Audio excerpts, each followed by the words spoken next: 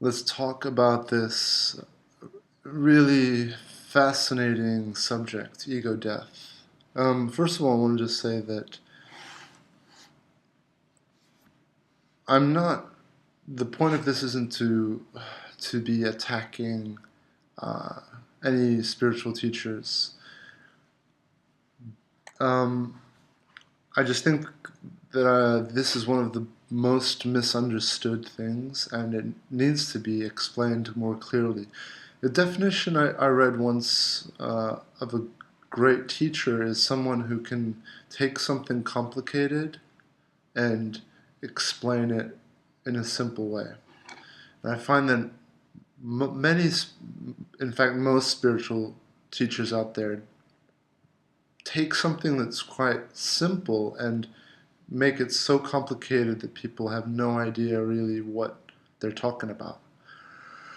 So there's a lot of people who are just lost and confused and who come into this, let's say, this world of spirituality because they've been hurt, because they've suffered, and then they've subconsciously or consciously come to this conclusion that there's something wrong with the way I'm doing things or the way that I am, and the fault has to be with me, and I need to fix this. So one of the big things is that a lot of spiritual people will talk about, or teachers will talk about, is the ego, and they'll villainize the ego, make it as if it's a bad guy or something, that's not good, something evil. This is the first thing that I dislike. Something about Eckhart Tolle that I'm not a big fan of, but he's not the only one. The ego is a part of us, and if we villainize it, then and by villainize I mean if you see it as something negative, then you're going to be in constant battle, turmoil, and resistance with yourself, and you're going to subconsciously have a negative self-image of yourself because you're going to keep thinking about how bad this and this and this is about you. There's nothing wrong with the ego. The ego, if anything, is our friend. It's there to help and protect us. And if anything, anyone out there who understands what true love is acceptance. Acceptance of all that is. So if you're practicing true love or preaching it, then understand that accepting yourself is the biggest thing, fully. And your ego is a part of that. So rather than subconsciously thinking, oh, I got to get rid of my ego, I got to kill my ego, I got to go through this ego death, it's so ridiculous. It's such a ridiculous notion. I'll explain why. Because you'll never kill your ego, okay? Your ego is what speaks. When Eckhart Tolle or Mooji or any of these guys are actually talking in English, there's some judgment that's going on, decision making to choose English over French, over just blah, blah, blah, blah, or nothing. So there's some judgment going on. Then there's language. This is all from conditioning from birth, stuff that you've learnt. Have you ever heard someone who's deaf speak? The way they speak is very different to how we speak. That was my attempt to try to do it, but it's actually really free because they can't hear themselves. So therefore there's no judgment. They don't judge how they speak. It just flows out the way they feel, very freely. And perhaps that's how we should all sound when we speak, except when we judge ourselves, and when we can hear ourselves and we judge, we decide to use different, melodies, or the speech is an art form. So the point of that is that you see Eckhart Tolle, when he's speaking, he's making a lot of decisions. There's a lot of conditioning. There's a lot of ego. Eckhart's ego is present, is very present. And I don't think that he ever says that he has no ego. And this is again why I think this is important, because I think a lot of people are misunderstanding his teachings, And the teachings of a good spiritual teacher are not to like eliminate your ego, not to eliminate anger, not to eliminate sadness, not to eliminate depression. Good spiritual teachers will tell you, will teach that those are all just emotions, and they're all equally as important as the other. Happiness and anger, there's not one that's more important, except I would say 90% of the people I have met who are studying, who are healing, who are in spirituality, in this world, they believe that happiness is the goal, peace and and bliss and ego death. It's really ridiculous. If anything, like I said, a good spiritual teacher will teach you about non-identification, which is a very complicated way to just explain don't be attached. Just don't be attached to anything. Don't get too attached to your happiness. When you feel happy, don't get too attached to that. When you're angry, don't get too attached to that. Nothing lasts forever. That's basically it.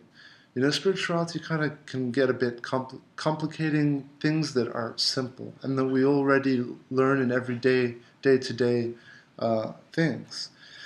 So let's get back to the ego death, huge misunderstanding that people have, the ego death myth.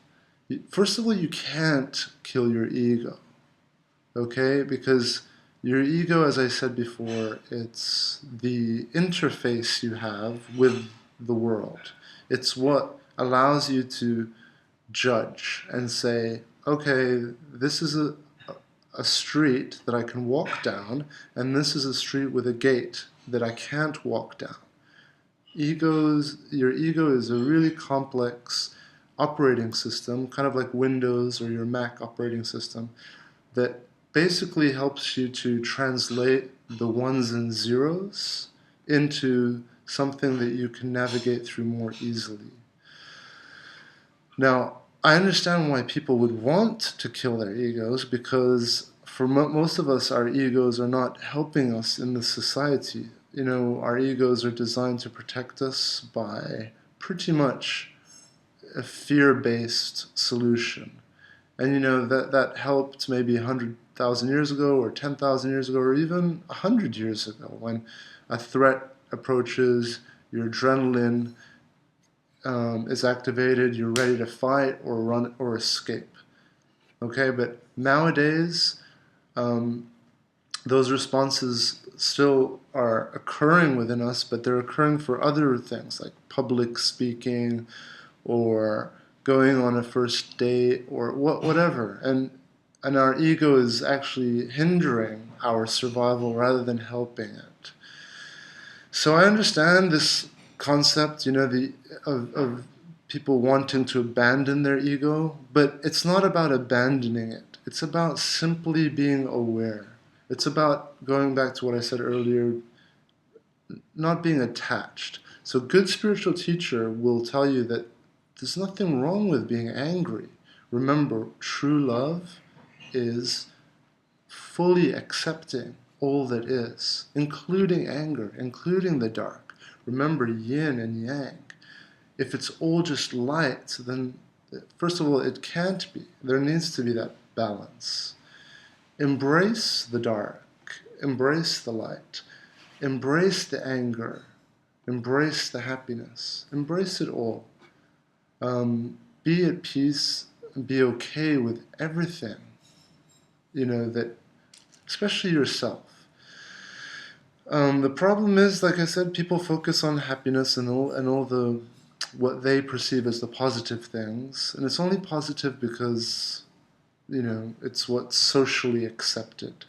People don't want anger, they don't want sadness, they don't want to talk about death, we block out so much, and it's so unhealthy to do that, because as you know, when you block something, if you make something illegal, people only want it more.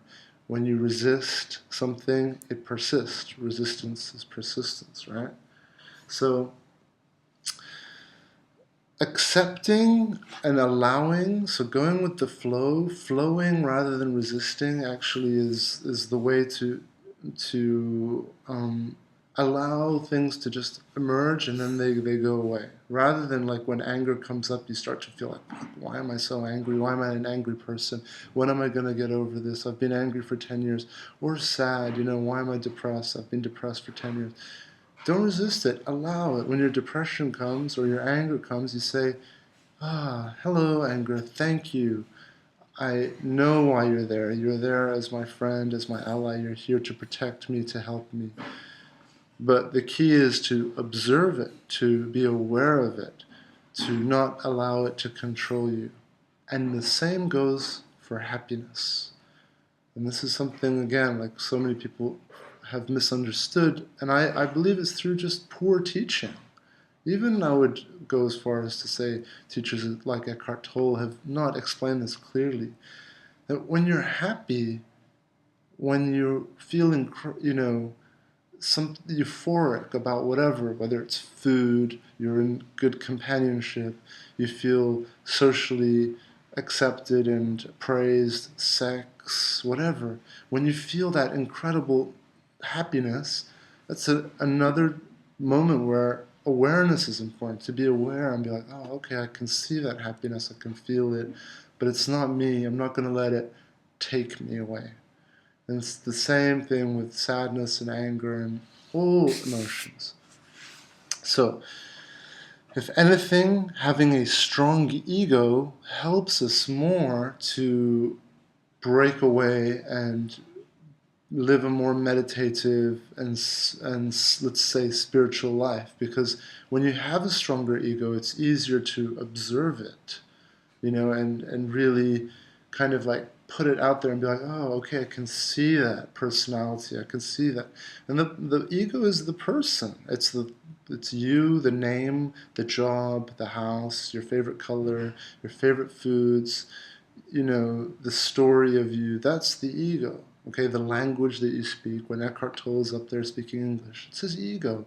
The clothes he's decided to wear, the way he's decided to comb his hair, everything. The fact that he likes to have a pot of flowers next to him, it's all part of his ego. It's Eckhart's ego.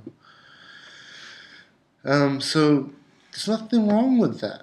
It's beautiful. It's a wonderful thing. Just be aware of it, and more and more. And you don't have to constantly be aware of it either. Just bring awareness to it, especially when you need to be aware of it. Let's say if you're suffering, that's a good time to like be aware and remember, oh, okay, this is happening because of this and this and this. Suffering is happening usually because of resistance. You're resisting something. Resistance means when you're not accepting something.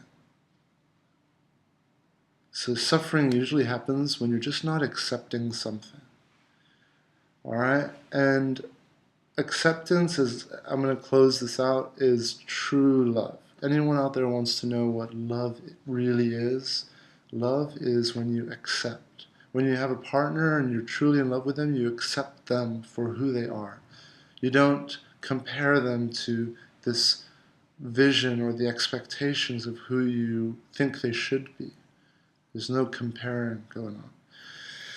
So please stop chasing your tails and seeking and trying to kill your ego. I remember back in 2007, it's 2015 now for the record, my friend, we were both learning about all of this, and I remember him telling me one night, oh, I'm going to do something big tonight. You're not going to see me ever again. Like, what? What are you talking about? And then, finally got it out of him that he wants to embark on ego death. Now, years on, it seems so ridiculous to me,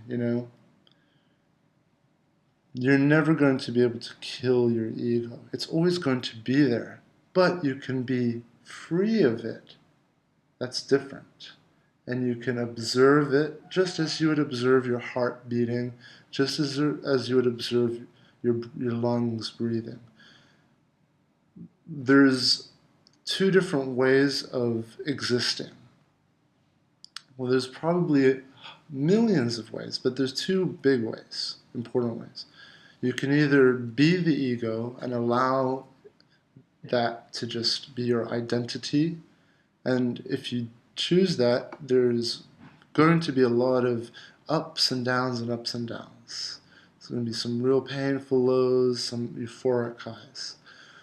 Or you can decide to take the perspective of an observer, and everything that occurs within your existence, including sight, sound, hearing, taste, smells, all these things that we feel and experience will be under observation. And it won't be under the observation of you, the person. It'll just simply be under the observation of, not so important what the of is, but a lot of spiritual teachers will try to explain what that of is. It's not important though. Just observe. Are you seated? Are you standing? Are you breathing? Is there air touching your face? Are you angry? Is there tension? Is there flowing? Is there love? Is there anxiety? Simply observing all these things that take place. And remember, balance is also very important. As I said, the mind usually operates off fear. And there's nothing wrong with that. It's there to protect us. The heart operates on true love, which is accepting everything. And when we're children, true love, means if you see beautiful fire burning, you want to touch the fire. Oh, it's so beautiful. It's like, oh, you accept it all. You want to touch it. Boom, you get burned, conditioned in the mind, and the mind works on fear. So next time, you're going to not touch the fire and burn your hand. It's there to protect you. So it's not bad. Make friends with your ego, people. Embrace it. Don't try to kill it. This whole ego death thing makes it more difficult for you to find peace. That's the reason I made this video, is ultimately for that point.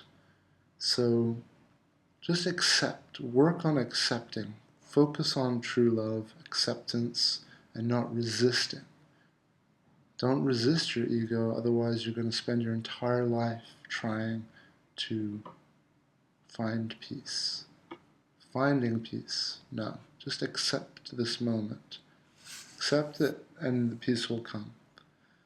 I could go on a little bit more, but I think that's enough for now. Alright, there's nothing wrong with having an ego, with a personality. Just, try to have a balanced ego. Alright, that's it for now.